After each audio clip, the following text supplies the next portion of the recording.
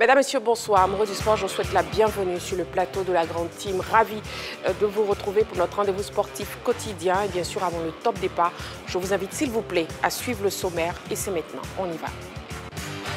Pour son premier numéro de la semaine, la Grande Team propose le tour d'horizon de l'actualité sportive d'ici et d'ailleurs. C'est dans LGT News.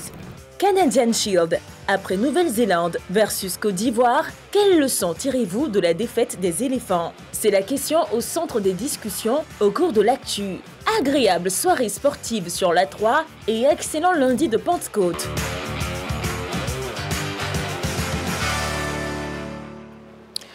Voilà, amoureux du sport, en ce jour férié, nous sommes au poste pour vous et déjà bonne fête justement de Pentecôte à toute la communauté chrétienne d'ici et d'ailleurs. Et merci de nous suivre chaque soir, du lundi au vendredi de 20h30 à 22h. La Grande Team s'est repartie donc pour cette semaine et je serai accompagnée de Gamblé Konaté. Bonsoir. Bonsoir Marie-Christine Bébé. Comment vous allez? Merci, ça va. D'accord. Le week-end a été? Oui, après la fête de la Tabaski, oui. Là on a eu un week-end un peu long, mais vous savez au sport on ne se repose jamais. Exactement. Donc voilà, mais ça va. Après la fête de la Tabaski, il y a eu la fête de Pentecôte. Oui, c'est vrai. Excellente fête à vous également. Merci beaucoup. Et à tous nos téléspectateurs, bien sûr. Merci beaucoup.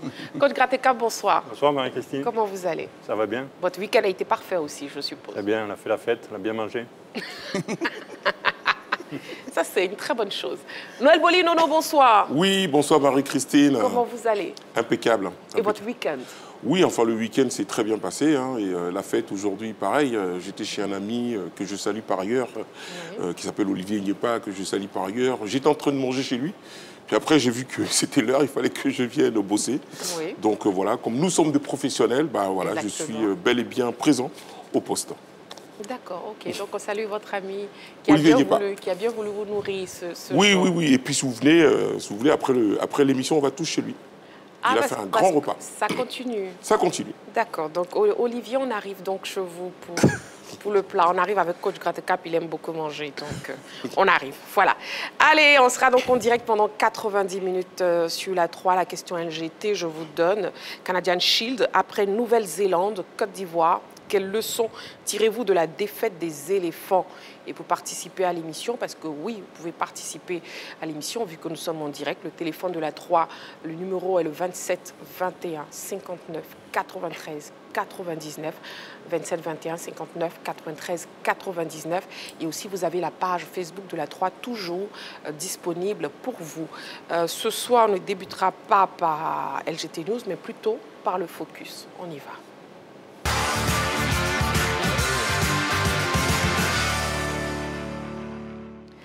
Le Portugal qui succède donc à l'Espagne au palmarès de la Ligue des Nations UEFA. La Seleção a défait au tir au but de la Roja 5-3 et 2 buts partout temps réglementaire. On en parle donc dans notre focus. Alors messieurs, le Portugal mérite-t-il ce sacre? Noël Boli. Bah écoutez, c'est vrai que quand on a vu la démonstration de l'équipe d'Espagne contre la France, c'est vrai qu'on s'est tous mis dans l'esprit qu'effectivement cette belle équipe espagnole pouvait venir à bout du Portugal et non. Finalement, c'est ce qui est beau dans le football, hein. C'est-à-dire que les certitudes n'existent pas toujours. Et on a vu une équipe de Portugal qui s'est quand même dominée, avec à sa tête son leader, Cristiano Ronaldo, ce joueur tant décrié ici et là, à tort ou à raison. Ça, je laisse ce discours-là aux spécialistes. Nous, on est là pour examiner le match. Mais en tout cas, voilà, le Portugal s'est vraiment battu avec ses armes et est arrivé au bout de cette belle équipe espagnole où on n'a pas quand même reconnu un certain Lamine Yamal, ce qui est quand même un petit peu dommage. Mais je pense qu'il accuse quand même beaucoup de fatigue. Parce qu'on arrive quand même en fin de saison, il accuse beaucoup de fatigue. Oui. Puis en face de lui, il avait un joueur stratosphérique qui s'appelle Nuno Mendes. Donc voilà, tout ça mis l'un dans l'autre, on fait que voilà, le Portugal a pris quand même le dessus sur cette belle équipe espagnole. Mais en tout cas, on ne peut pas enterrer cette équipe espagnole définitivement. En tout cas, le Portugal, oui, qui remporte donc la Ligue des Nations UEFA, Coach Grateka. Oui, j'ai bien aimé cette équipe du Portugal, hein, et les valeurs que le véhicule. Hein. C'est une équipe à l'image de son capitaine, Cristiano Ronaldo, qui ne renonce jamais, hein, avec un état d'esprit remarquable, et puis vraiment une génération de joueurs exceptionnels, hein, les Vitinha, les Bernardo Silva, les Fernandes, et puis l'homme du match, hein, Nuno Mendes. Oui. Voilà, donc je pense que c'est le troisième trophée qu'ils remportent en moins de 10 ans, hein, après avoir été champion d'Europe en 2016. Ils avaient gagné la Ligue des Nations en 2019 et puis là, il a gagné cette année. Et il faut compter sur le Portugal, hein, voilà, et c'est parce que c'est vraiment une grosse force collective, cette équipe, et bravo à eux. Et bravo au Portugal, oui, Gamble Konaté, que oui, dire absolument, de cette bravo. équipe du Portugal? Bravo. Portugal a cette belle équipe, la Seleção, qui a quand même dominé la Pologne, le Danemark et puis bien évidemment l'Allemagne avant d'affronter cette belle équipe de l'Espagne. Donc on savait que ça allait être un duel entre deux générations, même si l'équipe portugaise compte à son sein quand même des joueurs plus ou moins jeunes. Mais quand on parlait de cette affiche, on parlait d'un face-à-face entre quand même Cristiano Ronaldo qui a 40 ans. Et puis vous avez Lamine Yamal qui a 17 ans. 17 ans. C'est que quand Cristiano Ronaldo remportait son premier ballon d'or en 2008, quand il était à Manchester United, Lamine Yamal avait 1 an. Ah. Et là, le Portugal a montré que le talent seul ne suffit pas. L'expérience compte beaucoup dans ce genre de match. Une finale, ça ne se joue pas, ça se gagne. C'est ce que les Portugais ont montré. Ils n'ont pas eu forcément les meilleures statistiques en termes de possession de balle, en termes de tirs cadrés, en termes de passes réussies. Mais ils ont tout de même réussi à remporter, on va dire, ce trophée-là face à l'Espagne. C'est leur deuxième Ligue des Nations en 4 éditions. Bravo à eux et félicitations surtout à Cristiano Ronaldo, qui est un meneur d'hommes tout simplement. Est-ce qu'il a de la chance? Non, je ne crois pas. Je pense qu'il mérite quand même ce titre-là. Avec cette équipe, il est toujours en train de pousser les autres vers la victoire. Vous savez, la veille de cette finale, il avait déjà laissé un message sur son compte, son compte Facebook, sa page officielle. Il était confiant, il savait qu'ils allaient le faire et ils l'ont fait. Et ils l'ont fait, justement, comme vous l'avez dit, une finale ne se joue pas, mais plutôt elle se gagne. Alors revivons les temps forts de cette finale entre le Portugal et l'Espagne. On regarde. Voilà donc les temps forts de cette finale entre le Portugal et l'Espagne. Et puis justement, la joie était visiblement perceptible chez les Portugais. Regardons ensemble cet élément.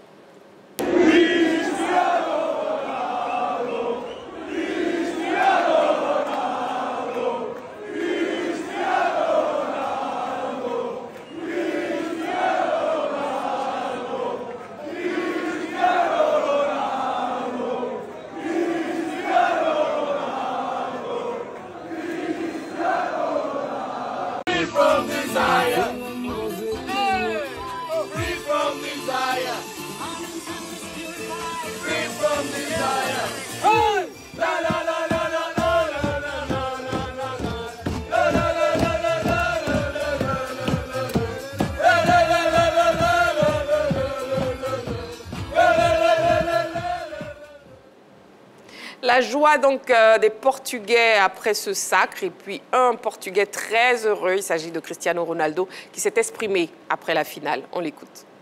Calma, calma. Ganhamos hoje a Liga das Nações.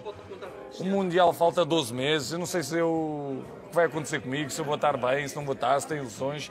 Isto faz parte. Agora, eu não vou parar hoje. Por isso, é viver cada momento como se fosse o último. E é curto prazo, é agora como eu interpreto a minha vida, principalmente no futebol. Já sabem a idade que eu tenho, não há surpresa nenhuma. Obviamente que estou mais perto do fim do que no começo. Mas é desfrutar cada momento, se eu estiver bem, se não tiver problemas, se não tiver lesões graves, vou continuar a jogar. Hoje tive uma pequena lesão, mas faz parte, quem anda à chuva molha-se, mas valeu a pena. O caminho foi longo e valeu a pena. Muito. Cristiano Ronaldo, Gamble Konaté, que retenez-vous déjà des propos de Ronaldo? CR7, oui. Le meilleur, le best. Voilà. Alors Cristiano, beaucoup de choses, hein, au-delà donc de la joie, la satisfaction, le bonheur légitime qu'il ressent à 40 ans, bien sûr, en remportant cet autre trophée avec la Seleção, l'équipe portugaise. Il a déjà le regard tourné vers la Coupe du Monde qui se déroulera dans 12 mois. Et quel exemple! Ça veut dire qu'en fait, et comme il a dit, s'il est blessé, donc s'il n'est pas blessé, s'il se sent tout à fait physiquement, et on sait qu'il a une bonne hygiène de vie, donc on se dit naturellement que Cristiano Ronaldo nous donne déjà rendez-vous pour cette Coupe du Monde là qui va se disputer dans 12 mois. Non, on est fiers de lui. C'est quand même un grand champion, immense champion avec Lionel Messi. Et les voir toujours jouer à ce niveau-là, ça fait plaisir. Et il faut savourer chaque instant désormais parce que, comme il a dit, il est plus proche de la sortie que du début. Et on va certainement regretter ces deux-là quand ils vont raccrocher complètement les crampons. Mais pour le moment, c'est avec beaucoup de plaisir et de satisfaction qu'on les voit jouer. Avec des enfants qui n'étaient même pas nés quand ils ont commencé à jouer au football. Exactement. Bon, parlons de cet enfant, justement. On peut dire qu'il est passé à côté de la finale, hein, Lamine Yamal. Coach Gratte-Cap. Oui, bon, on attendait beaucoup, mais je pense qu'il a fait un nombre incalculable de matchs cette saison. Il y a certainement une certaine fatigue qui s'est fait sentir, et c'est vrai qu'il est passé à côté de la finale, quoi. Voilà, bon, après, je pense qu'il lui faut un repos bien mérité, hein, qui récupère bien et qui se prépare pour la saison prochaine, qui se remette un peu la tête à l'endroit, et puis pour rester sur le bon chemin, parce qu'on peut vite aller dans le fossé, hein, si on pense qu'on est toujours le meilleur et que ça va venir sans travailler. Je pense que son comportement là, d'après-finale, d'après ce que j'ai vu, n'a pas été le meilleur. Voilà, et je pense que le meilleur exemple pour lui, c'est Ronaldo, quoi, hein. S'il se met dans les dispositions de Ronaldo, ça peut être un très très très grand champion. Voilà, mais il n'est qu'au début de sa carrière. Donc rester humble et garder la tête sur les épaules. C'est ça. Noël Boly, est-ce qu'on peut dire, que cet échec compromet justement ses chances pour la course au Ballon d'Or?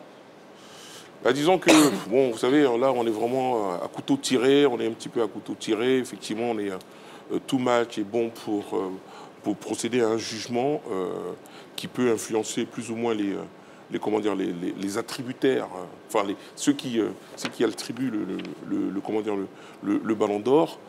C'est vrai que là, il a fait un non-match, il faut dire ce qui est. Hein. Moi, j'ai toujours clamé haut et fort les qualités de ce gamin. Mais là, il est complètement passé à côté du match. Mais j'ai vu que c'était dû à trois choses. La première chose, en tout cas, en ce qui me concerne, j'ai vu que c'était physiquement, parce qu'il allait plus dans les duels. Dès qu'il avait le ballon, il jouait systématiquement à l'arrière. Bon, de temps en temps, il faisait quelques centres, mais c'était un petit peu malgré lui.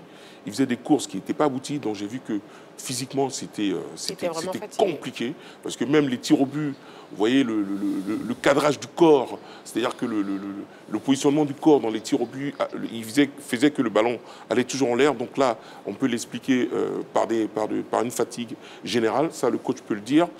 Et puis à côté, il est tombé sur un joueur qui s'appelle Nuno Mendes, qui lui était vraiment dans son jour. Et malheureusement, Lamine Yamal, on ne l'a pas vu. Maintenant, est-ce que ça va influencer le Ballon d'Or? Mais ça peut l'être aussi, quoi, parce que c'est une finale. C'est considéré comme un match assez décisif. Ouais. Mais bon, j'espère pas quand même, parce que on peut comprendre que c'est un être humain, et qu'un être humain, c'est pas un robot, et qu'à un moment aussi, il peut observer des moments de fatigue. Donc, oui, ça peut peut-être peser, mais à mon avis, ce sera peut-être pas de beaucoup, parce que ça reste un excellent joueur. Et par contre, il faut qu'il remette un petit peu sa tête à l'endroit, parce qu'il commence à sortir un petit peu de ceux pour lesquels on l'a adoré, c'est-à-dire la politesse, la gentillesse, le respect. S'il commence à se prendre pour un autre, ça risque d'être un peu compliqué. Donc voilà, donc pour moi, ça ne risque pas d'avoir une grosse influence, mais encore une fois, je ne fais pas partie des votants, donc I don't know. On va poursuivre cette émission, messieurs, si vous permettez. On marque juste une petite pause, Amour du sport, juste le temps de la publicité. On se retrouve dans seulement quelques secondes, seulement, pour la suite de notre émission. À tout de suite. Voilà, de retour sur le plateau de la Grande Team. Nous sommes toujours en direct sur la 3, bien sûr, et on poursuit le focus de ce soir, à savoir le débrief, justement, de la finale de la Ligue des Nations UEFA. Gamblé Konaté désirait s'exprimer sur Lamine Yamal. Oui, Lamine Yamal qui a quand même marqué les esprits. On a vu face aux Bleus, face à la France, en demi-finale. Donc, et malheureusement, en finale, il n'a pas existé. On le comparait déjà dans cette finale à Cristiano Ronaldo, même si on ne peut pas le comparer véritablement. Et là, il a perdu son duel. Mais de l'avis de Luis de la Fuente, le sélectionneur donc, de l'Espagne, qu'il a sorti en début des prolongations, il a dit effectivement, pour rejoindre Roger, et que Lamine était... Pardon? Noël Boly, oui, le frère de Roger Boly. C'est pareil, non? Lui, c'est Noël. Oui. Bonsoir à Roger qui nous suit cette Noël Boly, Roger Boly. Oui, lui, c'est Noël. Oui, Noël Boly, oui, bien sûr. Nono. Boly, je vois. Nono. Nono. Voilà. Et donc, Yamal était fatigué, selon l'entraîneur, selon le sélectionneur qui l'a sorti. Mais quelque part, au-delà de cette fatigue, parce qu'il avait quand même tout donné, hein, il a 17 ans, il faut le rappeler, il a été quand même bloqué par un certain Nuno Mendes, je suis d'accord également, qui a fait déjouer complètement Lamine. Et donc, naturellement, il ne pouvait que sortir. Et je pense qu'il est très jeune. Et quelque part aussi, il doit comprendre que le talent seul ne suffit pas. C'est vrai qu'il est très talentueux, mais il faut être humble parce qu'on a quand même suivi quelques déclarations du garçon. Ouais. Il faut faire attention. Voilà, il a l'avenir devant lui. Parlant du Ballon d'Or, je ne sais pas si vous souhaitez que je donne mon avis là-dessus. Alors, je pense que même si l'Espagne s'imposait, remporter la Ligue des Nations, Lamine, pour moi, n'est pas forcément le favori du Ballon d'Or. C'est vrai qu'il a marqué les esprits cette année en championnat. Il a marqué les esprits également en Ligue des Champions, même s'il est tombé en demi-finale. En championnat, ils ont réalisé un doublé coupe Liga. Mais il y a quelqu'un d'autre qui a fait mieux. Il y a un autre joueur qui a fait mieux pour moi, c'est Ousmane Dembélé. Voilà, qui a tout gagné pratiquement. Donc pour moi, Ousmane Dembélé reste donc le favori. Après, c'est un vote, on ne sait jamais. Mais pour moi, le Ballon d'Or cette année, Yamal, il est encore très jeune. Il a tout l'avenir devant lui. Mais il faut qu'il travaille dans l'humilité, dans le respect des aînés. Et c'est à ce prix que je pense dans 1 an ou 2, il peut pourquoi pas soulever ce Ballon d'Or-là. Sinon, pour le moment, en ce qui concerne le Ballon d'Or, pour moi, celui qui est vraiment favori, c'est Ousmane Dembélé. Ousmane Dembélé. En tout cas, pour revenir à cette finale, hein, vous parlez de Lamine Yamal, en face, il avait un énorme blocage, à savoir Nuno Mendes, justement, qui a été l'homme du match. Oui, il a été récompensé, hein, et c'est normal. Et je pense qu'il a fait un gros match, et puis il a été sur la continuité de ce qu'il a fait avec le Paris Saint-Germain. Hein. Ça a été un élément moteur de l'équipe de Luis Enrique, et victorieuse de la Ligue des Champions. Donc il est en pleine forme, au sommet de son art, et c'est vrai qu'il a été autant défensivement qu'offensivement, et il progresse beaucoup sur le plan défensif. Hein. Il a été toujours très fort offensivement, avec une très bonne qualité de centre, mais défensivement, il a été costaud, et la preuve, il a éteint complètement la malle sur ce match. Exactement. Oui. Ouais, enfin, en ce moment, il est stratosphérique, quoi. Je veux dire, c'est le gars, il sort d'une grosse saison avec le Paris Saint-Germain. À un moment donné, je crois qu'il voulait partir du club, parce que bon, il a considéré que le PSG, justement, ne le prenait pas très au sérieux, parce qu'il avait le salaire, enfin, l'un des salaires les plus bas de l'effectif parisien. Donc, il a bien négocié. Il a renégocié son contrat. Donc, c'est-à-dire que psychologiquement, il s'est libéré. Il a vu qu'enfin, le club comptait vraiment sur lui, et il a fait parler sa progression, parce que c'est ça aussi le rôle d'un coach. Hein. Enfin, le coach peut nous en parler, il est mieux placé que moi, mais le rôle d'un coach, c'est aussi savoir faire progresser les joueurs. Et lui, c'est Enrique, l'a vraiment fait progresser. C'est-à-dire qu'il avait effectivement toutes ses qualités offensives. Elles ont toujours existé, hein. Je veux dire, mais aujourd'hui, on s'aperçoit que même défensivement, il a encore pris vraiment du volume. Donc aujourd'hui, c'est devenu un latéral gauche complet, voire l'un des meilleurs au monde. Aujourd'hui, on peut clairement le dire, l'un des meilleurs au monde. Et puis, bon, il poursuit sa progression. Il a mis Lamine Yamal, comme on dit, le vieux jargon des footballeurs, Lamine Yamal dans sa poche. Mais espérons pour lui qu'il progresse, parce qu'il est encore jeune, hein, il n'a que 22 ans aussi, hein, il n'est pas très vieux. Espérons pour lui qu'il soit encore meilleur. Mais en tout cas, ce qu'il nous montre en ce moment, c'est vraiment de très haut niveau. Donc vraiment, bravo à lui. Du très haut niveau, oui, Gabriel Konaté. Oui, effectivement, du très haut niveau, Nuno Mendes. Et effectivement, il est très jeune. On va dire que c'était un duel entre deux joueurs qui sont relativement jeunes. Même si Lamine avait 17 ans, lui en avait 22. Voilà, sorti d'une super Ligue des Champions avec l'équipe du Paris Saint-Germain. 79 duels, enfin, 79, on va dire, balles touchées avec succès. 7 duels remportés. Il a complètement éteint, excusez-moi l'expression, mais Lamine Yamal, dans ce choc-là latéral du PSG. Une passe décisive, un but. Et c'est lui qui offre également, surtout sur la passe décisive, le but à Cristiano Ronaldo à la 61e minute. En plus, il a également transformé son tir au but lors de la séance. Non, il a simplement, on va dire, éclaboussé de tout son talent cette finale-là. C'est tout logiquement qu'il a été désigné meilleur joueur de cette finale. Bravo à Nuno Mendes. On va dire que Lamine était certes fatigué, mais c'est plutôt lui qui a fait déjouer Lamine. Ah, bon. C'est votre avis. En tout cas, jetons un coup d'œil justement sur le palmarès de cette compétition. Voilà. la Ligue des Nations UEFA Palmarès 2018-2019, le vainqueur, donc le Portugal de Cristiano Ronaldo en 2020-2021, c'était la France, les Bleus qui ont remporté cette compétition. L'Espagne remporte en 2022-2023 et puis le Portugal revient en 4 éditions, la deuxième fois donc vainqueur en 2025 au tir au but face à l'Espagne qui était tenant du titre. Et la France qui s'est adjugé le trophée de la petite finale, hein, un mot sur les Bleus contre Gratte-Cap. Ouais, ben les Bleus qui ont fait un bon match dans l'ensemble, qui ont su aussi basculer et puis oublier la défaite contre l'Espagne. Et ils ont gagné contre l'Allemagne, même si c'est plus l'Allemagne qui faisait peur il y a quelques années. Mais c'était en Allemagne, hein, il faut le signaler. Donc ils ont gagné chez l'adversaire avec deux jolis buts, quoi, hein, bien sur des attaques rapides, un des points forts de l'équipe de France. Voilà. Et puis on a vu un Cherki qui, je pense, est le grand vainqueur de cette compétition, hein, pour les Français, parce qu'il a fait une très bonne entrée là, contre l'Espagne, et puis oui, il a fait un bon match aussi contre l'Allemagne. Donc bon, la victoire là fait que on finit sur une bonne note, et c'est toujours important en fin de saison de finir sur une victoire. C'est une victoire. Oui, les Bleus. Noël Boli. Oui, enfin, c'est toujours mitigé avec les Bleus, quoi. Enfin, je veux dire, les Bleus, ça me rappelle un petit peu la Côte d'Ivoire, d'une certaine façon. C'est toujours mitigé. Premier match où ils ont fait une défense expérimentale. Mon Dieu, qu'est-ce que c'était, ce fut dur. Ouh là là, c'est fut très, très, très dur. Malheureusement, ils avaient une attaque qui n'avait rien à voir avec la défense parce que l'attaque crachait du feu. Ouais. Pour une fois, ils avaient la possession du ballon. Ils se sont créés les meilleures occasions, mais derrière, dès qu'il y avait une attaque, c'était quasiment considéré en but. Non, c'était vraiment déséquilibré. C'est vrai qu'on a toujours reproché à Didier Deschamps d'être très défensif, mais pour une fois, il a quand même mis 4 attaquants, enfin en tout cas 4 joueurs à vocation offensive. Et c'est vrai qu'ils ont marqué des buts, mais c'était un petit peu laborieux. Maintenant, pour revenir un petit peu sur les choix individuels, c'est vrai que Cherki, à sa rentrée, il a apporté un peu plus de renouveau, il a apporté un peu cette touche technique qu'on lui connaît, hein, mais c'était sur 25 minutes.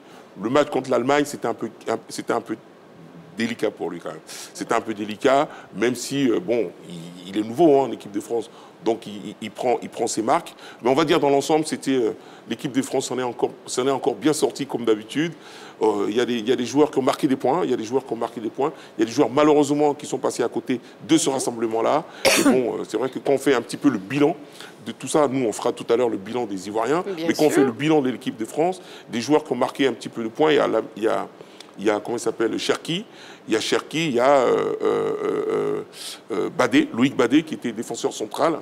Et puis il y a le jeune Malo Gusto qui joue à Chelsea. Eux, ils ont marqué le point. En tout cas, la presse française se permet de dire que ces gens-là, ces trois-là, sont quand même appelés à être revus. Contrairement à Kaloulou de la Juventus de Turin qui malheureusement est passé complètement à côté de son match. Donc voilà, après c'est le lot des grandes équipes. Hein. Je veux dire, on rentre, on tient, on prend sa chance ou on ne la prend pas. Mais en tout cas, au vu de ce rassemblement-là, on peut dire que l'équipe de France a quand même de la matière pour aller très loin dans la future Coupe du Monde. En tout cas, l'équipe de France qui remporte donc la petite finale et qui prend donc la 3e place. Oui, Gamble Konaté. Oui, absolument, grâce à un grand, on va dire, l'enfant de Bondy, Kylian Mbappé, donc, qui a inscrit un super but. Et puis, il a également offert une passe décisive. Je pense qu'il peut même marquer sur l'action. Il a été très généreux. Il a fait la passe. Bravo à lui. Il montre là, parce qu'en conférence de presse d'avant-match, et même après le match, la question sur le PSG nécessaire donc de revenir. On estime qu'il a quitté le PSG juste après le Paris Saint-Germain remporte la Ligue des Champions. Lui, il n'a jamais triché, il faut le reconnaître, même s'il était certainement avec une équipe du Real Madrid qui n'a pas connu beaucoup de succès. Mais lui, il a personnellement, ou bien particulièrement, il a brillé. Et il a encore prouvé sur cette fenêtre-là. Il atteint désormais la barre des 50 buts. C'est-à-dire qu'il menace désormais Olivier Giroud et Thierry Henry, donc, qui ont également atteint la barre des 50 buts avec les Bleus. Donc bravo à l'ensemble de l'équipe, mais surtout félicitations une fois de plus à Kylian Mbappé qui a honoré son rang en tant que capitaine des Bleus. Et oui, Noël, enfin, rapidement, juste sur Kylian Mbappé. Mais moi, ce que je veux dire, c'est que c'est un super joueur, Kylian Mbappé. Il marquera toujours sa valise de but, quoi. Je veux dire, le gars, il est très fort. On a vu son enchaînement contre l'Allemagne, c'est du très haut niveau. Ouais. Ça, c'est du Kylian Mbappé. Mais ce qu'on lui reproche à Kylian Mbappé, parce qu'à un moment donné, il faut bien qu'on lui reproche aussi des choses, c'est sa connexion avec le collectif. C'est vrai que là, contre l'Espagne, on l'a vu quand même faire le pressing. Chose que je voyais rarement chez lui. On a commencé à avoir un début de pressing. Parce que là, il a commencé à courir. C'est ça, c'est ce qu'on lui demande, Kylian Mbappé. On ne lui demande pas d'être décroché de l'ensemble de ses coéquipiers. Et là, on voit que Kylian Mbappé, aujourd'hui, il commence à faire les efforts. Parce que quand vous prenez une équipe comme le PSG, parce qu'aujourd'hui, c'est l'équipe à la mode, hein, donc forcément, elle sert un petit peu de référence. Quand vous prenez le PSG, mais vous voyez les 3 attaquants devant, mais ils font le travail défensif, mais du très très haut niveau. Pour gagner un trophée, on est obligé de se sacrifier de temps en temps. C'est-à-dire qu'on pense collectif. Individuellement, c'était très fort, mais collectivement, c'était très moyen. Donc s'il peut, j'ai envie de dire, améliorer un petit peu le côté très moyen, ce serait bien. Parce qu'en tout cas, ça reste un sacré buteur et un sacré joueur. Et le dernier mot sur Kylian Mbappé, coach? Oui, c'est tout à fait vrai, mais je vais répéter les paroles de Luis Enrique, hein, qui, à l'intersaison, quand il est parti, il a dit nous, s'il reste, on va s'adapter, mais s'il part, on sera plus fort. Pourquoi on sera plus fort? Parce qu'on va défendre encore plus, quoi. Voilà. Et je pense qu'on parle beaucoup du jeu offensif du PSG, mais tout le monde court, tout le monde défend, tout le monde cherche à récupérer le ballon, ce que Kylian Mbappé a du mal à faire. Voilà, on termine donc le focus de ce soir et avant de passer à l'actu, déjà l'actu, la question LGT, je vous redonne. Canadian Shield, après Nouvelle-Zélande, Côte d'Ivoire, quelles leçons tirez-vous de la défaite des éléphants? Oui, on fera donc le débrief du match Côte d'Ivoire, Nouvelle-Zélande, match que vous avez pu voir bien sûr en direct sur les antennes de la 3. Ce sera dans quelques secondes. Pour l'heure, on marque une petite pause. Vous ne bougez surtout pas. À tout de suite.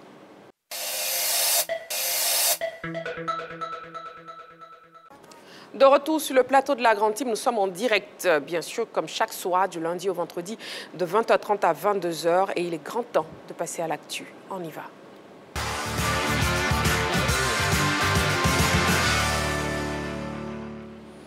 Le téléphone est donc ouvert, c'est le 27 21 59 93 99. 27 21 59 93 99. La question LGT, Canadian Shield. Après Nouvelle-Zélande, Côte d'Ivoire, quelles leçons tirez-vous de la défaite des éléphants?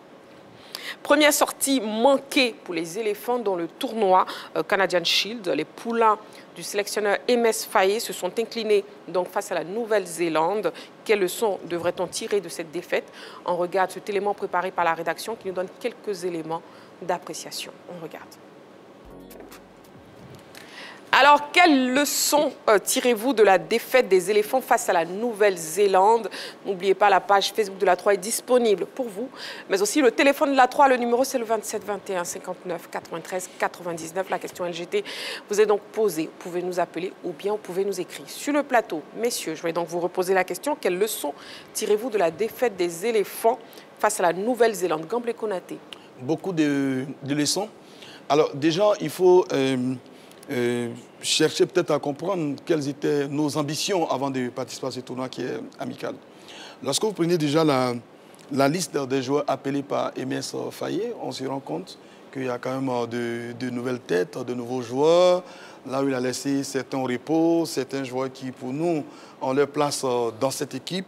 Alors, donc, certainement, quand on participe à cette compétition, qui est un tournoi amical, il faut le préciser, c'était peut-être pour aller essayer, en fait, des joueurs, essayer des systèmes de jeu et tout, parce qu'il nous surprend toujours, très souvent désagréablement, avec des systèmes de jeu ou bien des 11 de départ, comme celui qu'il a aligné face à la Nouvelle-Zélande, où on a manqué de son recroquevillé dans leur camp. Ils nous attendaient simplement. Et comme on n'était pas tranchant dans les phases offensives, et c'est comme ça qu'on s'incline. Et donc, voilà, il faut clairement définir les ambitions qu'on a dans ce genre de tournoi. Soit on part pour gagner. Il faut aligner donc les meilleurs joueurs. Quand on perd, rien à reprocher à l'entraîneur, mais quand vous alignez des joueurs, ou vous alignez, vous nous sortez des systèmes de jeu auxquels on n'est vraiment pas habitué, auxquels on ne s'attend pas, il ne faut pas être étonné de ce genre de résultats. Ça devient plus difficile pour nous, surtout face au Canada, qui est quand même la meilleure équipe de ce tournoi, selon moi.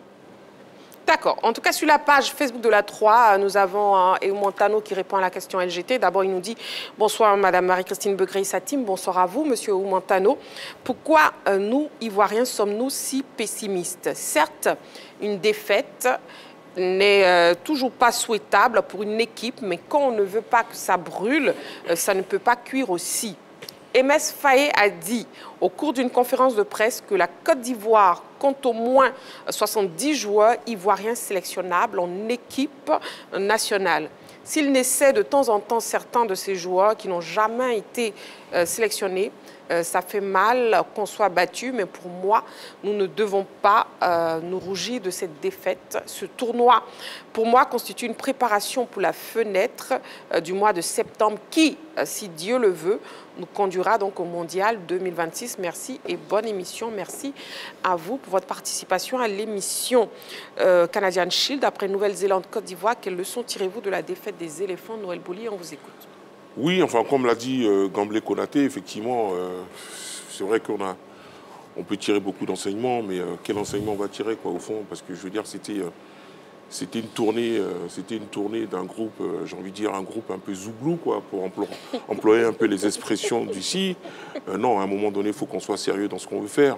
Je veux dire, Gamblé Konaté a parlé de, on ne sait pas si on va pour gagner, mais quand on s'appelle éléphant de Côte d'Ivoire, qu'on est auréolé d'un titre de champion d'Afrique, je crois qu'on a quand même un statut à défendre.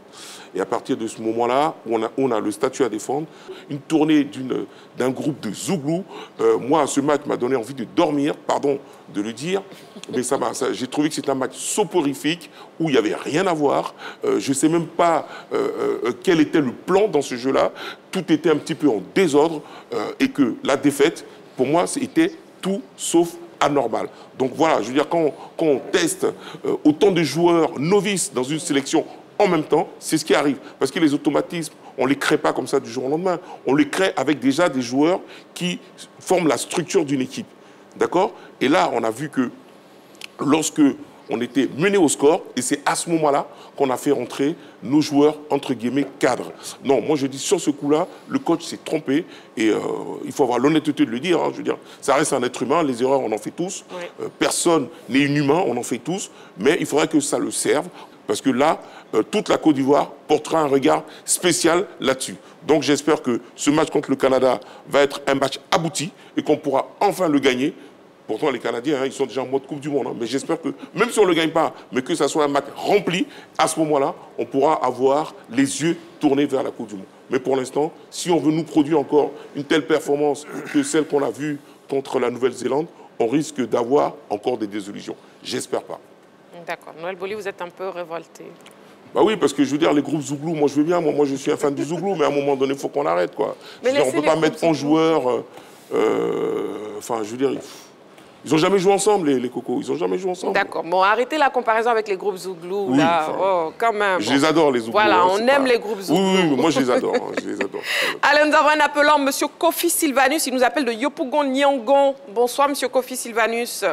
Bonsoir, madame. Bienvenue sur le plateau de la Grande Team. Merci.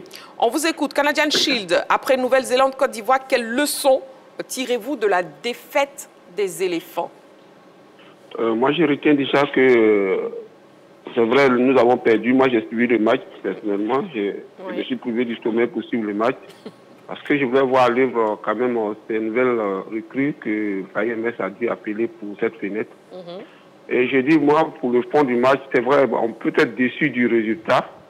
Mais quand on regarde les statistiques du match, je pense qu'on a subi qu'un seul tir cadré qui malheureusement nous a coûté la défaite. Oui. Mais dans le fond, moi, je n'ai pas été spécialement trop surpris par la défaite, mais je ne suis pas aussi trop déçu. Trop déçu, pas déçu dans le sens où je me dis, pour une équipe qui se met en place, une équipe expérimentale avec des joueurs qui, pour la plupart, sont à leur premier regroupement, à leur premier match ensemble, n'ont pas été aussi nuls. Voilà, moi, je ne suis pas de ceux qui sont trop alarmistes, qui pensent qu'il faut tout brûler parce qu'on n'a pas gagné. On avait gagné ce match que aujourd'hui, je dirais, le discours aurait été contraire à ce que nous entendons aujourd'hui. Il faut laisser la chance. Nous, on a été de ceux qui se plaignaient toujours de vous dire que FAIMS rappelle les mêmes joueurs sans faire, je vais dire, donc finalement, M. Kofi Sylvanus, quelle leçon vous tirez de ce match? Moi, je pense que c'est... Moi, la leçon que je tire, c'est que les éléphants ont quand même eu l'occasion, sinon nous, les Ivoiriens, nous avons eu l'occasion de voir une nouvelle équipe qui, pour moi, peut nous donner satisfaction si on lui laisse le temps de travailler encore plusieurs semaines ensemble. D'accord, ok, c'est bien noté. Merci beaucoup, M. Kofi Sylvanus. Merci pour votre participation à l'émission Canadian Shield. La question LGT, hein, après Nouvelle-Zélande, Côte d'Ivoire, quelles leçons tirez-vous de la défaite des éléphants? Coach Gratekap, on vous écoute. Oui, mais je rejoins mes amis, je vais essayer de compléter leurs propos. Oui. Ce que je voulais dire, c'est que quand tu fais autant de changements dans ton 11 de départ, tu prends forcément le risque que ça ne fonctionne pas. Parce qu'aujourd'hui, dans le football d'aujourd'hui, il n'y a pas de petite équipe. Il n'y a pas de petite équipe et il faut respecter l'adversaire. Et la Nouvelle-Zélande, qui était 86e au classement FIFA, a montré des qualités et déjà en mode Coupe du Monde. Donc déjà, voilà. Donc c'est vrai que j'étais très très surpris du 11 de départ. Quoi. Le 11 de départ. Voilà. Donc je m'explique parce que en football, quand même, pour être performant, avoir des résultats, il faut avoir un projet de jeu, il faut avoir des principes de jeu. Et ça se travaille à chaque rassemblement, quoi. Et donc là, de façon à avoir plus de certitude, plus de repères, le plus de repères possible. Quoi. Oui. Donc je partage l'avis de Noël Boly quand il dit qu'il faut s'appuyer sur une ossature et puis faire des changements de façon à créer une concurrence, de façon à ce qu'il y ait une émulation. Mais mettre un 11 là avec des joueurs qui n'ont pas joué ensemble, ça... On a vu quand même qu'il y avait un certain manque de liant dans le jeu. Il n'y avait pas une absence d'automatisme, peu de jeux combinés. Il y a eu des actions individuelles avec des tentatives de Pépé, d'Evan Guessant, mais c'était à mon avis insuffisant. Et quand tu tombes contre une équipe comme la Nouvelle-Zélande qui elle, voulait vraiment faire une performance, vraiment obtenir un résultat, voilà ce qui se passe. Donc tu perds. C'est pas catastrophique, mais moi je me pose la question, je vous dis, j'étais vraiment surpris de voir ce 11 de départ. Je me pose la question, quel est l'intérêt? Parce que c'est comme si tu as perdu du temps à travailler. Quoi. Voilà. Il faut travailler et tu travailles avec tes cadres, avec des nouveaux joueurs, tu injectes du sang neuf de temps en temps. Mais là, partir avec un 11 comme ça, moi j'aurais pas fait ça, mais bon, peut-être que le coach il a ses raisons. Très bien. En tout cas, nous avons un appelant, M. Diomandé Mamadou, qui nous appelle le Sipilou. Bonsoir, M. Diomandé Mamadou. Marie. Oui, M. Diomandé Mamadou. Chris le bébé Boisson m'appelle. Bonsoir, M. Diomandé Mamadou. Bienvenue sur le plateau de la Grande Team. Bon, je salue tous ces grands consultants sportifs sur la Grande Team parce que vraiment, ils ont une très bonne analyse par rapport au match contre la Suède. Merci beaucoup. J'ai dit, moi, les choses que j'ai dit, Meffaye a mis la charrue avant les bœufs. Parce que pour toute personne qui a une bonne analyse des matchs, quand même on veut exploiter une équipe là, gagne d'abord, marque au moins 1, 2, 3, 4 buts. Quand c'est confirmé maintenant qu'il y a la suivante totale, qui fait rentrer des nouveaux joueurs pour les expérimenter maintenant, pour les mettre dans le bain du jeu. Parce qu'il a remanié l'équipe à 95%. C'est pas bien pour une compétition internationale où ce n'est pas une fenêtre d'une compétition mondiale et Coupe d'Afrique. Quand on analyse une émission, il faut d'abord voir la lecture du jeu. C'est ce que Aimé Faye a vécu l'autre jour là, au Canada. Là. Franchement, c'est sa faute. Il a mal dirigé l'équipe et vraiment, ça a été un mauvais coaching. Franchement, là, il n'est qu'à faire rentrer le titulaire d'abord. Les gars tuent le match et après, pour exploiter l'équipe là, il fait rentrer les nouveaux joueurs. Avec le Canada, là, ça fait. C'est un jeu à qui tout. C'est franchement dit, ce qui va mettre l'équipe le plus complet, comme a dit Noël Boly. Mais vraiment, c'est trop tard. Donc, ce que je demande à Meffaye, c'est de confiance puis un entraîneur. Oui, monsieur Diomandé Mamadou. Bonne émission et bon travail pour le match contre le Canada. D'accord. Merci beaucoup, monsieur Diomandé Mamadou, qui nous appelait donc de Sipilou. Et puis, le 11 de départ qui était affiché tout à l'heure, si on peut revoir justement le 11 de départ du sélectionneur Aimé Faye. Gamblé Konaté. Et là, vous voyez Ali Badra Sangaré, mais lui-même, ça nous surprend également qu'ils sont alignés dans le 11 de départ. À la veille, ici, on avait tous donné nos compos de départ. On n'avait pas pensé à Ali Badra Ali Sangaré qui était dans les buts. Vous avez Jean-Philippe Bamé qui prie donc, comme défenseur centraux, Zobé et Opéry dans les couloirs comme latéraux. Bané, Diomandé, Lazare au milieu. Et puis le trident offensif composé de Lat, Emmanuel Lat, Evan Guessin et Nicolas Pépé. C'était le 11 de départ face à la Nouvelle-Zélande. Voilà, le 11 de départ qui vous a tous surpris, Noël Boly. Oui, enfin, c'est à partir de là qu'on a compris que, bon, est-ce qu'il y aura vraiment des automatismes, des liens? Est-ce que certains joueurs, est-ce qu'ils ont déjà joué ensemble? même s'il y a eu un rassemblement et que les choses se sont... Il y a eu des mises en place, parce qu'on fait quand même des mises en place aux entraînements. Est-ce que c'était suffisant pour que ces joueurs-là puissent jouer tous ensemble? Enfin, c'est la grande question, quoi. Mais en tout cas, moi, je reste ferme dans ce que j'ai dit tout à l'heure. C'est vrai que j'ai fait la comparaison avec un groupe Zouglou, mais c'est pas pour me moquer du Zouglou. J'adore le Zouglou, hein. Et ils font du très bon travail. Mais quand j'ai parlé de Zouglou, je veux dire, voilà, si on se laisse un petit peu aller lorsqu'il y a des concerts Zouglou, c'est juste dans ce sens-là que j'ai dit ça. Mais je veux dire, il faut toujours avoir... J'ai parlé d'ossature, de points durs, de lignes, de colonnes vertébrales. Et puis là-dessus, vient se greffer quelques joueurs qu'on a envie d'essayer ici et là pour voir un petit peu ce que ça donne dans un ensemble. Mais là, on a quasiment 11 joueurs. Moi, quand je prends un petit peu la liste de certains joueurs qui n'ont même pas plus de 20 matchs cette saison, hein, je veux dire, pendant que d'autres ont des quarantaines ou des cinquantaines de matchs, moi je note que dans notre équipe, il y en a qui n'ont même pas 20 matchs. Donc voilà, ça pose vraiment un vrai problème. Moi je ne mets pas en doute la qualité des joueurs, mais j'ai dit un bon joueur, il est toujours bon, c'est le contexte qui est mauvais. Donc pour mettre des nouveaux joueurs, il faut créer un contexte favorable pour qu'ils puissent donner le meilleur d'eux-mêmes. Si vous les mettez dans des contextes un petit peu difficiles, forcément, les joueurs ils seront en difficulté. Donc voilà, si je peux me permettre de dire, hein, parce que je ne suis pas entraîneur, s'il peut juste remédier à cela, ce sera quelque chose de bénéfique pour notre sélection nationale. Et sur la page Facebook de la 3, nous avons M. Serge Yao qui nous dit ne jamais négliger son adversaire. Justement, est-ce que vous avez le sentiment que l'adversaire a été minimisé côté ivoirien? Avant de répondre à la question, s'il vous plaît, si vous me permettez, nous avons un appelant. M. Karamoko Siaka, il nous appelle de Yopougon. Bonsoir, M. Karamoko. Bonsoir, madame. Bienvenue sur le plateau de la Grande Team. Merci bien. On vous écoute. Alors, quelle leçon tirez-vous de la défaite des éléphants face à la Nouvelle-Zélande? Ce que je retire comme leçon, c'est que Mars a minimisé le titre de champion de Côte d'Ivoire. Parce que nous allons à un tournoi. Un tournoi, c'est un match amical. Pour essayer des joueurs. C'est un tournoi. Nous représentons à ce tournoi-là toute l'Afrique. Nous sommes champions d'Afrique. Il faut respecter ce titre-là. Et en mettant les joueurs qu'il faut. Tout à l'heure, il y a un intervenant qui a dit qu'il fallait mettre d'abord les joueurs cadres et ensuite commencer à insérer petit à petit les nouveaux, si on veut bien les essayer. Oui. Sinon, c'est dans les matchs amicaux qu'on essaie les nouveaux. Donc, la leçon que je tire, c'est que Faye Mers a été très léger sur ce coup-là. D'accord. Voilà. C'est bien noté. Merci beaucoup, M. Karamoko Siaka. Merci beaucoup. Merci. Merci pour votre participation à l'émission. Donc, je repose la question. Est-ce que vous pensez que l'adversaire a été minimisé?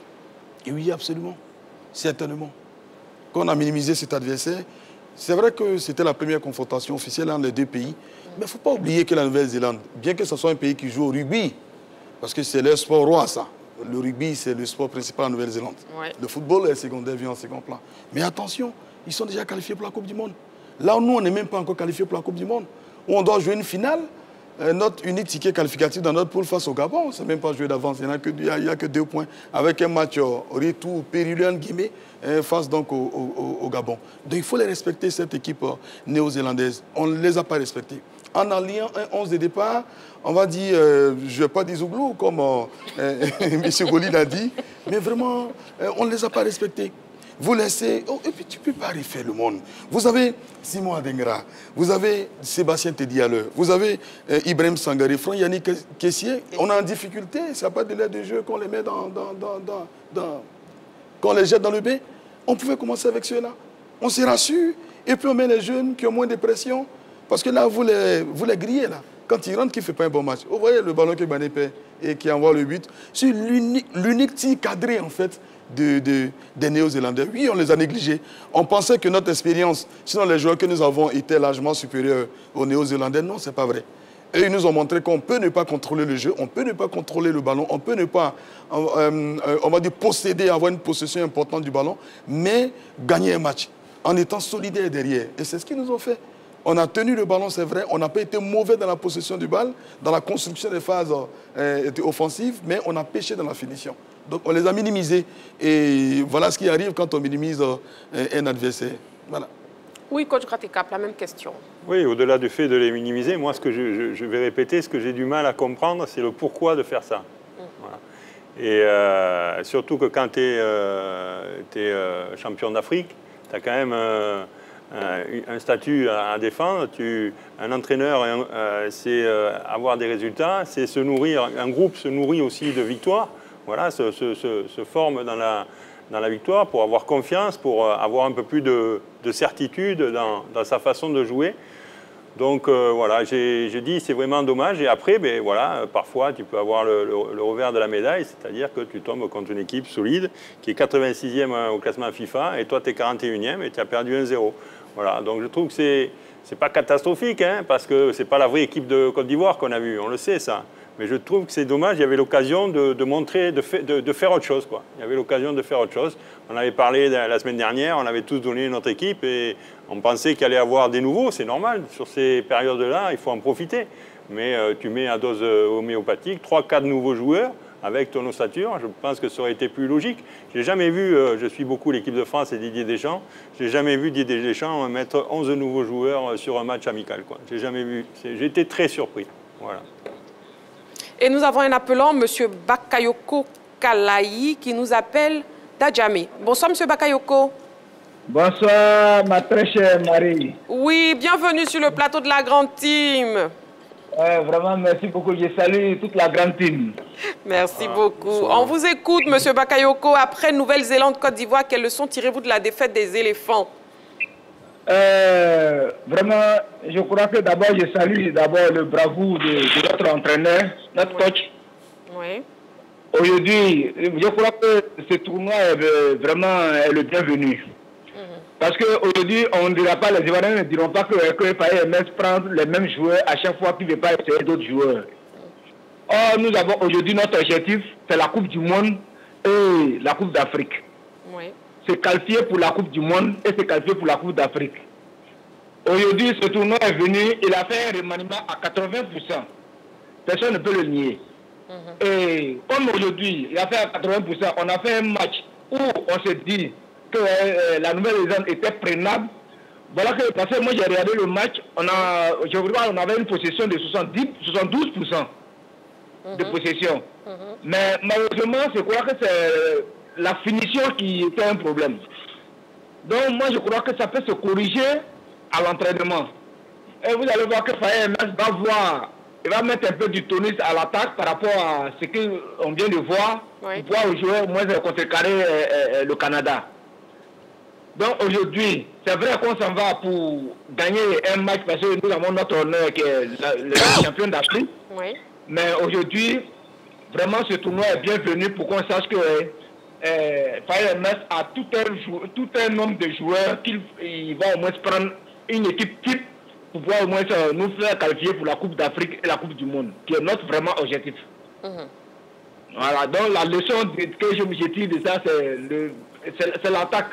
Comment on finit? Si on attaque là, juste là, on a dominé le match. Oui. On a eu plus de tirs cadrés.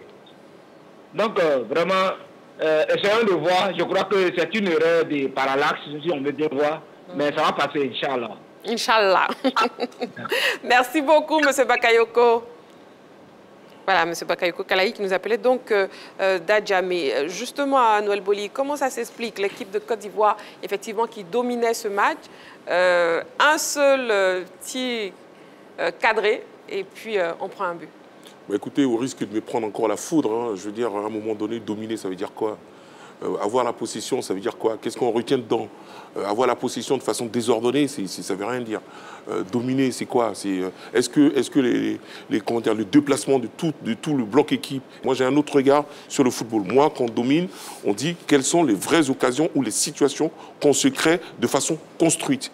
Or, les situations qu'on se crée de façon construite n'ont pas été vues pendant ce match. On a vu Pépé qui s'est bien démené. Hein. Moi, j'ai bien aimé le fait qu'il s'est bien battu, mais c'était de façon solitaire. On a vu Guessant qui a fait des chevauchées extraordinaires, mais c'était encore de façon solitaire. C'est-à-dire c'était du 1+1+1. Et en ce moment-là, on parlera d'occasion de but et on parlera d'occasion de but qui peut être concrétisée à un moment ou à un autre. Donc dominer de façon stérile, moi, ça ne m'intéresse pas. Comme le Konaté, Noël Boli n'est pas d'humeur ce soir. Oui, je suis d'accord avec lui. C'est vrai qu'il choisit bien les mots pour exprimer sa déception. Oui, on est tous déçus. Mais bon, ce n'est pas une défaite aussi alarmante. Alors, revenons sur votre question. Oui. José Mourinho disait en conférence de presse à nos confrères journalistes en Europe, après une victoire étriquée face à Manchester City, qui domine toujours ses adversaires, il leur a dit... Si tu veux qu'il domine, qu'il prenne le ballon et qu'il parte le ballon à la maison. Le plus important sont les 3 points. Donc, si vous voulez, prenez le ballon, allez à la maison. Donc, ça me dit que si vous avez le pied sur le ballon, vous dominez. Cette domination est stérile lorsque vous ne pouvez pas concrétiser donc, ces moments forts-là. Et c'est ce qu'on a vu. Et d'ailleurs, Aimé Soyer l'a reconnu en conférence de presse. Il reconnaît que l'équipe a une certaine maîtrise. Donc, depuis les phases, depuis la défense, jusqu'aux 30 derniers mètres, Ibrahim Sangaré, là, c'est un autre visage que vous montrez. Je pense que si cette équipe avait démarré le match, on ne serait pas... Peut-être qu'on allait perdre, je ne sais pas. Mais je pense que c'est une meilleure équipe. On allait certainement se dire, bon, on a allié les meilleurs, on a perdu. Mais là, il y a tellement de choses à dire là-dessus, sur cette prestation des éléphants. On a certes tenu le ballon. On n'a pas été mauvais dans la possession, mais on a pêché dans la finition à chaque fois dans les 30 derniers mètres. C'est là qu'il faudrait être beaucoup plus tranchant, surtout face à une équipe offensive du Canada qu'on affronte demain. Et je vous invite, s'il vous plaît, justement à jeter un regard sur les statistiques du match Nouvelle-Zélande-Côte d'Ivoire, les statistiques du match. Et des statistiques qui sont largement en faveur donc, des éléphants des Côte d'Ivoire. Vous voyez, 12 tirs contre seulement 2 côté néo-zélandais, 4 tirs cadrés contre un seul du côté donc, des néo-zélandais, 1 tir cadré, 1 but. Possession de balles, 72% pour les éléphants, 28% pour les néo-zélandais.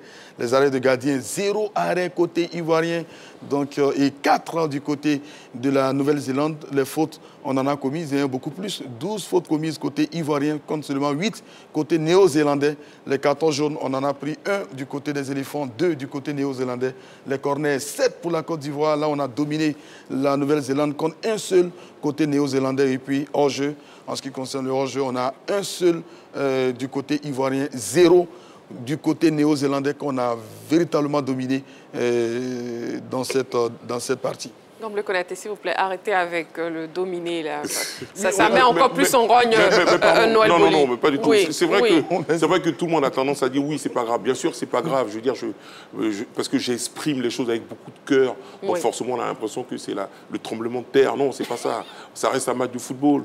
Mais je veux dire, si on veut rester dans l'exigence du très haut niveau, si on veut rester dans le perfectionnement, ou si on veut tendre vers ça, on est obligé d'être rigoureux, on est obligé d'être, comment dire, on est obligé d'être exigeant. Donc c'est tout ce que je dis. Maintenant, bien sûr, c'est pas grave. Je veux dire, ça ne m'empêche pas de vivre. Hein. Je veux dire, oui, bien sûr. Je vis très bien, je suis heureux. Mais si on veut atteindre les sommets, il faut qu'on mette un peu plus d'exigence. C'est tout ce que je dis. Très bien. Maintenant, justement, concernant ce but, ce fameux but, est-ce que Badra Ali est fautif pour du Gratte-Cap? Oui, mais au départ, c'est surtout une perte du ballon au milieu de terrain. Hein, et l'erreur, la première, elle est là. Et donc, après Nous avons un internaute sur la page Facebook de la 3. Je vais essayer de lire le message en entier. Il s'agit de Joël Olivier Boguier qui nous dit « Cette défaite s'inscrit dans la continuité du bricolage dans lequel l'encadrement technique de Faye nous embarque depuis la fin de l'état de grâce de la CAN.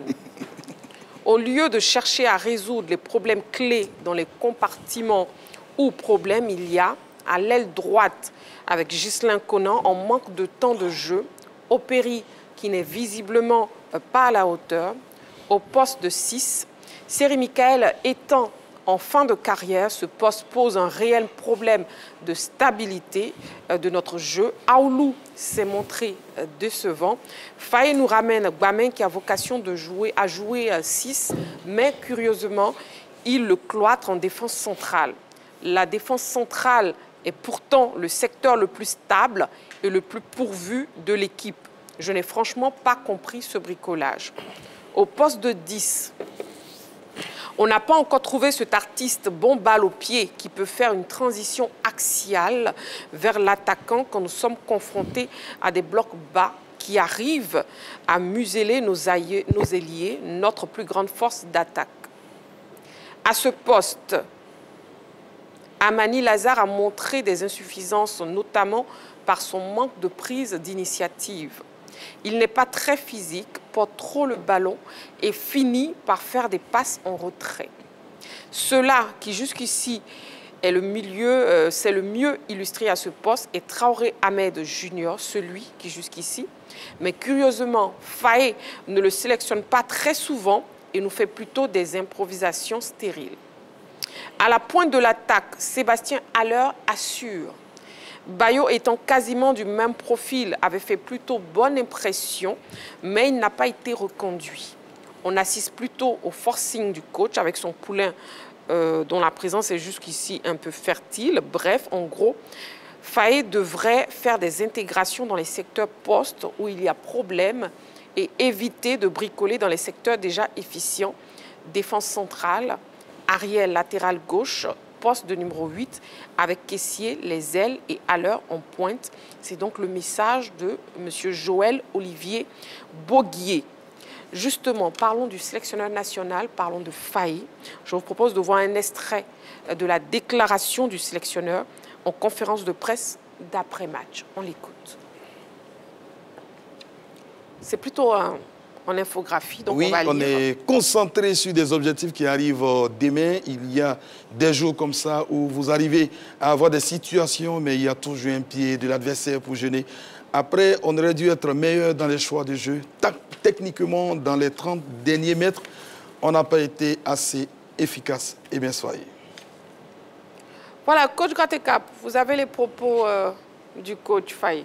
Oui, mais son analyse est bonne, mais il faut savoir pourquoi on est arrivé à cette situation-là. Et c'est tout ce qu'on a dit, quoi. Hein. C'est-à-dire, à mon avis, hein, pour répondre à la question, quelle leçon tirez-vous de la défaite des éléphants, oui.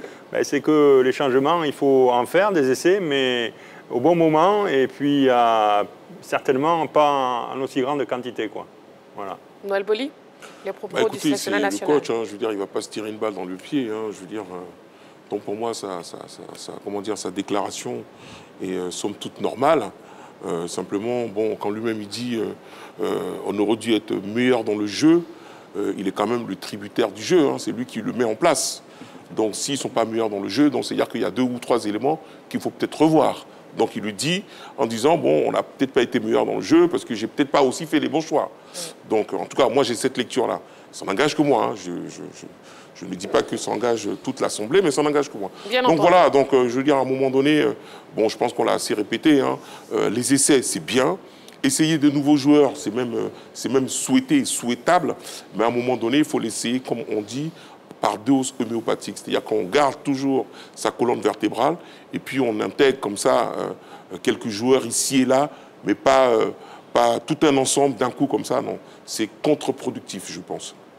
En tout cas, l'expérience nous a montré que c'était contre-productif. Oui, Gamblé Konaté. Oui, absolument. Je pense que c'est quelque part un mea culpa hein, oui, qu'il fait. Et c'est ce qu'on a dit ici. Je pense que dans la possession, le contrôle du jeu, notre équipe n'a pas été mauvaise. C'est dans les 30 derniers mètres qu'on a beaucoup pêché, qu'on a été moins tranchant.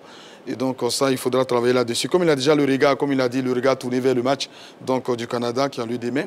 On espère qu'il va pouvoir donc corriger un certain nombre de choses. En commençant déjà par nous allier une équipe qui est compétitive, qui aligne l'équipe de Côte d'Ivoire que nous connaissons, qui est l'équipe, on va dire type, entre guillemets. Parce qu'à chaque fois, Aimé Soyer s'amuse toujours à nous aligner une équipe avec des joueurs, des choix qui posent problème.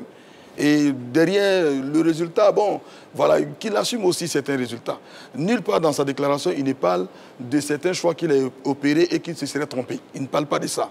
Il dit tout simplement qu'on est concentré sur des objectifs, voilà, sur les objectifs qui arrivent demain. On les sait face au Canada, même ça sera très difficile pour les éléphants face au Canada. Et puis bon, mais on a toujours un pied qui est là, qui traîne un pied. Oui, mais bon, c'est vrai. Mais est-ce qu'il a aligné l'équipe qu'on attendait? Est-ce qu'il a joué avec ses véritables forces? Pourquoi il fait entrer finalement, en seconde période, à l'heure de jeu, 5 joueurs qui sont titulaires habituellement dans cette équipe-là? Ça veut dire qu'en fait, au début, il s'est certainement trompé. C'est pour ça qu'il a fait autant de changements qui, malheureusement, n'ont pas porté. Donc, on attend une équipe de Côte d'Ivoire demain face au Canada, qui soit dans l'équipe type. Et puis, voilà, on verra ce que ça va donner demain. Et on sera certainement moins critique si on perd avec nos forces, nos véritables forces. Nos joueurs, les meilleurs, bien sûr. Nous avons un appelant, M. Kouadio Kwame Marcel. Il nous appelle de Yopougon, Kenya. Bonsoir, M. Kouadio Kwame Marcel. Bonsoir, madame. Bienvenue sur le plateau de la Grande Team. Okay.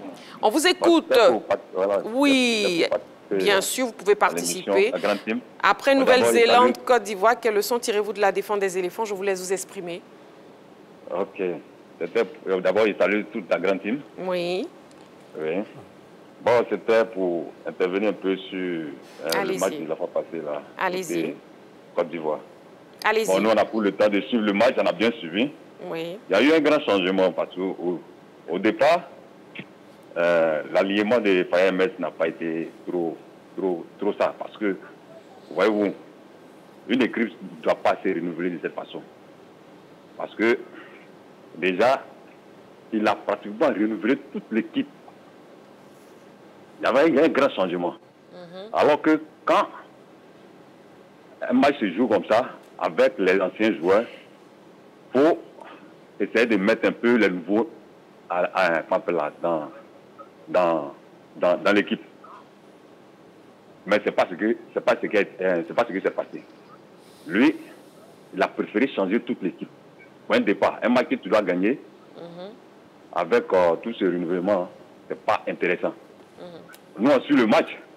Moi-même, il y a eu des tensions ici. Il a failli tomber. Ouh là là. Mais tout ça là. Mais lui, il ne voit pas ce côté-là. Nous, on suit le match, c'est nous qui souffrons.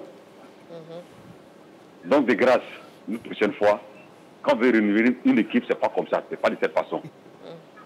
Voilà, c'est pas de cette façon. Essayez de mettre au moins 2-3. C'est comme ça, renouveler une équipe. Mettre un changement total de nouveaux joueurs. On ne connaît même pas. On ne sait même pas où ils ont quitté. Donc, c'est doucement, c'est petit à petit. On peut changer. On peut renouveler une équipe.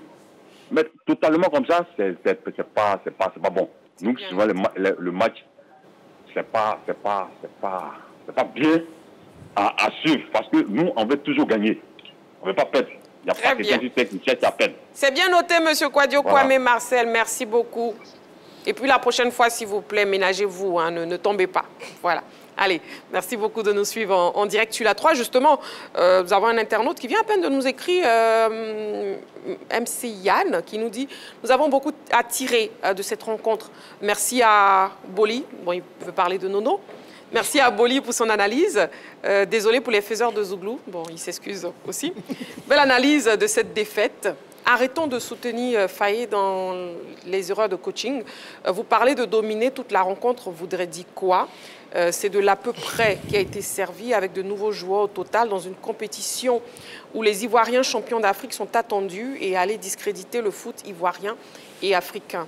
C'est une erreur de coaching. Quand on va parler, c'est pour nous demander d'aller passer le diplôme d'entraîneur. Bon, ce coaching et ce jeu ne peuvent pas offrir la CAN au Maroc, aux Ivoiriens, ni sortie du premier tour des matchs de poule au Mondial. Diomandé et Ivan Guessant ont fait le match, sinon, à part ça, le reste était out. Lazare Amani, lui, était en tourisme au Canada, comme Badra et Gbané. Bon, c'est un peu fort, hein, s'il vous plaît. Pépé, lui, était chaud. On n'a rien foutu de bon dans l'ensemble. Comment on peut aller ainsi jouer? Ce sont des choses à ne pas faire.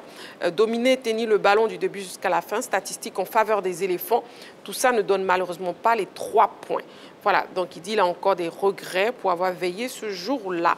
N'ayez pas des regrets, s'il vous plaît. Et puis d'ailleurs, le prochain match, c'est demain, n'est-ce pas, Ngamble Konaté face au Canada. Donc vous allez encore veiller. Oui, absolument. À minuit 30 cette fois-ci, hein, face au Canada. Et toujours en direct sur la 3. Voilà, la question LGT donc, de ce soir, Canadian Shield, après Nouvelle-Zélande, Côte d'Ivoire. Quelles leçons tirez-vous de la défaite des éléphants? On écoute, s'il vous plaît, l'avis du public sportif ivoirien. En ce qui concerne le match en lui-même, c'est que les éléphants ont très bien joué, mais seulement qu'il a manqué, je peux dire, de la réussite au niveau de l'efficacité. Et puis aussi, il y a eu un changement au niveau de l'effectif même. Donc il faut comprendre que quand on renouvelle un groupe, c'est pas aussi facile quoi, en ce qui concerne l'adaptation des nouveaux. Pour le prochain match contre le Canada, j'espère que au-delà des leçons que lui-même il aura tirées, on verra quand même une équipe un peu plus coriace, homogène et puis efficace quoi. Pas quand même une équipe comme la Côte d'Ivoire, une nation comme la Côte d'Ivoire, championne d'Afrique, voilà, venir perdre contre la sorte face à une équipe qui est 56e mondiale. Pas que la Nouvelle-Zélande est aussi pas ça, mais par rapport à notre identité, on peut quand même faire l'effort pour quand même à la hauteur de tel événement. Mais je pense que le coach Fayet est mieux placé pour que le second match, il est quand même mieux que ça. Moi, dans la faute au coach, voilà, au coach MS. Et selon moi, il avait un mauvais classement. Voilà, le 11 départ, c'était mal fait, c'était très mal fait. Tu ne peux pas laisser les caissiers, en tout cas les bons joueurs si bons, et puis espérer gagner une équipe comme Nouvelle-Zélande avec les enfants. Je sais pas, les opéries, les bamés en défense, tout ça. Et deuxième gardien même, tu vois. Et puis on dit que c'est le gardien encore même qui a fait l'erreur. Donc là, selon moi, la faute vient de MS Fayet. Moi, je veux qu'ils mettent le 11 type de la CAN, c'est-à-dire Adingram commence. Voilà, les caissiers, tous les grands d'abord. Voilà, puis deuxième mi-temps, c'est épuisé maintenant. On fait rentrer les enfants, la Mani, Lazare. On n'a pas, ils sont pas forts, ils sont très forts, mais ça n'a pas d'expérience. Donc, on ne peut pas faire jouer les enfants qui n'ont pas trop d'expérience. C'est vrai qu'ils sont forts, mais ils n'ont pas trop d'expérience. Donc, on met les grands, les caissiers, les Bam Sangaré, tu vois. Bon, moi, la raison que j'ai retenue, c'est que les éléphants de Côte d'Ivoire ne s'entendent pas sur le terrain pour jouer le ballon. Face à une telle équipe, on ne voit pas de la motivation, en fait, aux éléphants. Ils n'arrivent même pas à bien gérer le ballon pour bien jouer, pour bien se replacer. Moi, c'est que moi je voulais dire à MS Fayet de se concentrer sur l'équipe type. Voilà, sur l'équipe type pour donner un bon résultat au match prochain. Je pense que pour moi, là, il n'y a vraiment pas de leçons à tirer parce que les éléphants, c'est l'équipe championne d'Afrique. Voilà. C'est vrai que c'est un match test, c'est des joueurs qu'il a voulu essayer, mais je pense qu'on ne doit pas avoir d'état d'âme. On doit gagner tous les matchs. Parce que le football, les Ivoiriens, on a ça dans les veines. Donc normalement, ces genres de matchs, on ne doit pas les perdre. Moi, je pense que c'est un match texte, que le prochain match contre le Canada, il faut qu'on bat le Canada 3-1. Je pense bien que ce n'est pas mauvais d'essayer les autres, mais c'est mieux encore de faire jouer l'équipe qui gagne toujours. On ne change pas l'équipe qui gagne. Il faut mettre les mêmes joueurs pour qu'on ait la victoire. Voilà. Donc je pense que le coach MS Fayet, il a bien fait, c'est pas mal fait ce qu'il a fait, mais je pense qu'il doit faire jouer l'équipe type pour qu'on ait la victoire. Nous, on veut que la victoire. Voilà. Voilà l'avis donc du public sportif ivoirien. On retient surtout que qui aime bien châtie bien. Voilà, et les Ivoiriens aiment énormément leur équipe nationale avec à la tête le sélectionneur national Fayet. Et le match de demain, n'oubliez pas, face au Canada, sera donc en direct sur la 3. Le plus calé, c'est maintenant.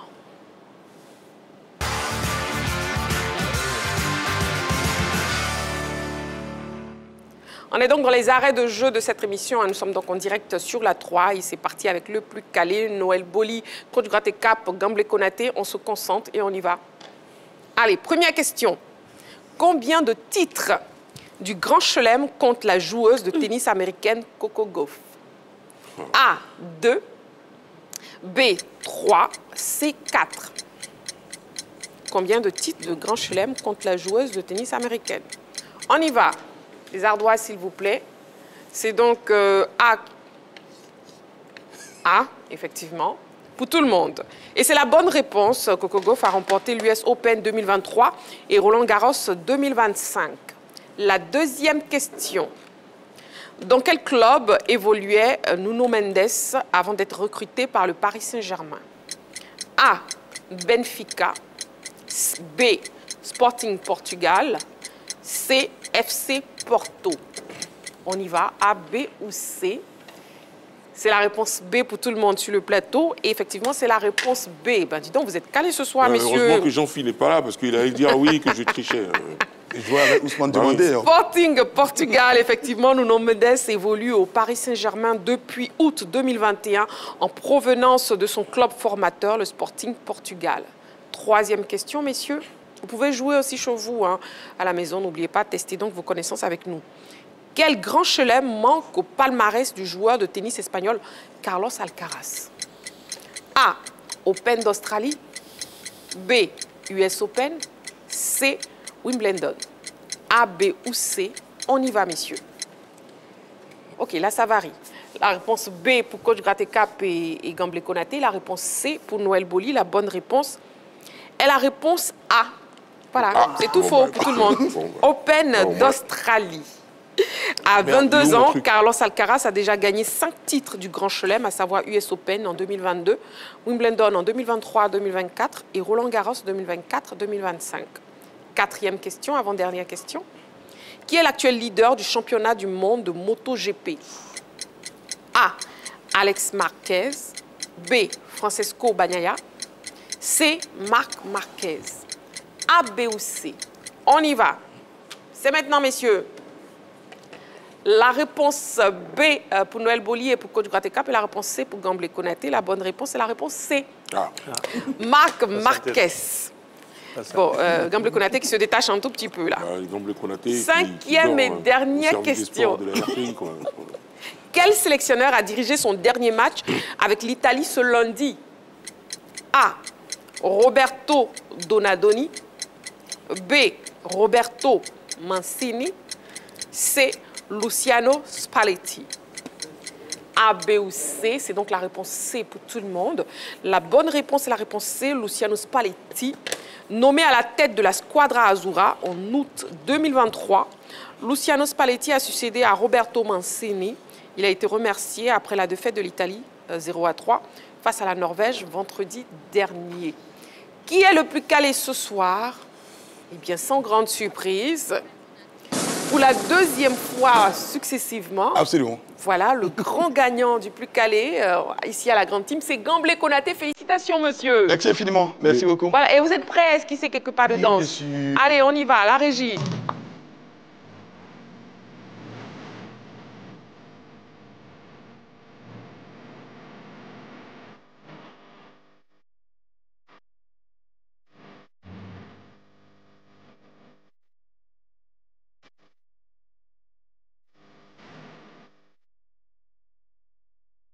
Non, mais coach Gratekap, vous êtes efficace, ben, disons. Ouh là là, Noël Boli, vous êtes le malin, là. Bon, voilà, allez, la grande... C'est un danseur de Zouglou. Les amis Zouglou que je salue par ailleurs. La grande de ce soir, c'est terminé. Merci beaucoup aux chanteurs de... Zouglou. Voilà, au groupe de Zouglou. Allez, on se retrouve demain en direct 20h30. Merci, Noël Boli. Merci Marie-Christine. Merci coach Gratekap. Merci Gamble Konaté. Merci Marie-Christine. Voilà, encore une fois, bonne fête de Pentecôte, bon repos férié. On se retrouve demain en direct 20h30. D'ici là, prenez soin de vous et n'oubliez pas, faites toujours du sport.